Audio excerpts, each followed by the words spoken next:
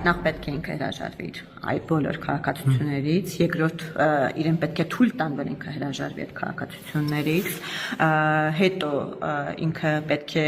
գա Հայաստանի Հանրապետությունը մշտապես բնակվի, հետո երբ որ կլրանա այս ընտրական ցիկլը 5 տարի հետո,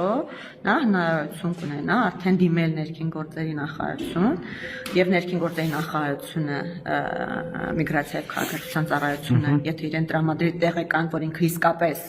այլ երկրի քաղաքացիություն վերջին 4 տարվա ընթացքում այլևս չի ունեցել, հանդիսացել է միայն Հայաստանի Հանրապետության քաղաքացի եւ մշտապես բնակվել է Հայաստանի Հանրապետությունում այդ 4 տարվա ընթացքում, միայն այդ դեպքում ինքը կարող է հավակնել, ղեկավարել Հայաստանի Հանրապետությունը։ Իսկ մինչ այդ նա կարող է աշխատել միայն որպես ավականու անդամ եւ փոխնախարար,